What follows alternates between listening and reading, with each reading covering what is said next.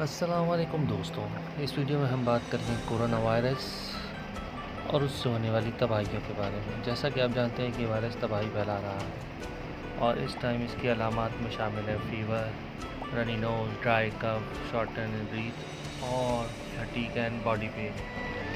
इससे निपटने के लिए प्राइम मिनिस्टर ने एक टाइगर फोर्स बनाई है।